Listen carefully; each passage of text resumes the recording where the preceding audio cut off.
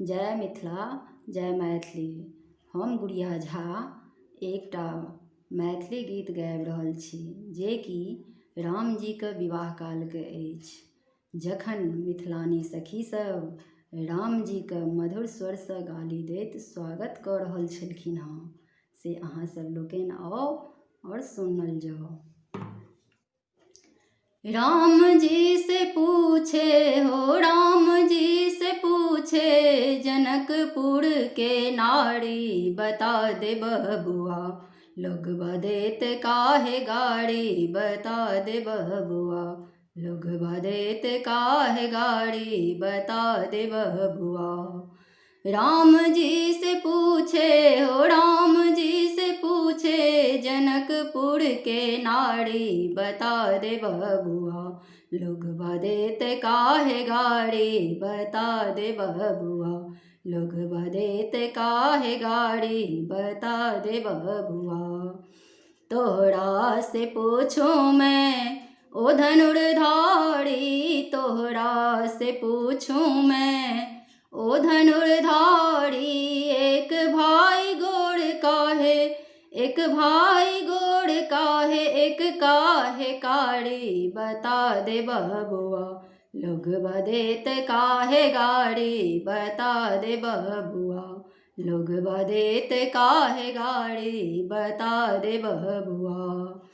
ई बूढ़ा बाबा के पाकल पाकल दाढ़ी, ई बूढ़ा बाबा के पाकल पाकल दाढ़ी, देखई में पातर, देखई में पातर, खाए भर थारी, बता दे बबुआ लोगवा देत काहे गाड़ी, बता दे बबुआ लोगवा देत काहे गाड़ी, बता दे बबुआ।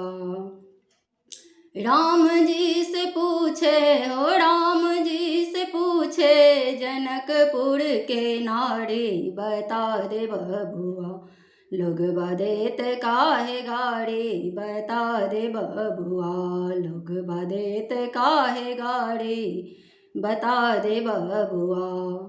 राजा दशरथ जी केलन होशियारी, राजा दशरथ जी केलन होशियारी, एकटा मरद पर, एकटा मरद पर तीन तीन गो नारी, बता दे बबुआ लोगवा देत काहे गाड़ी, बता दे बबुआ लोगवा देत काहे गाड़ी, बता दे बबुआ।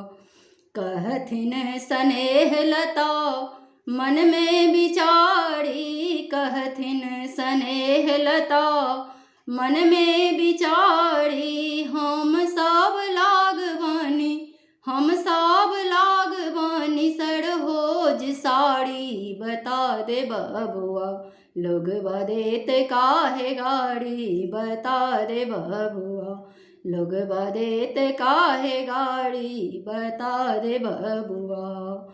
राम जी से पूछे, राम जी से पूछे जनकपुर के नारी, बता दे बबुआ लोगवा देत काहे गाड़ी, बता दे बबुआ लोगवा देत काहे गाड़ी, बता दे बबुआ।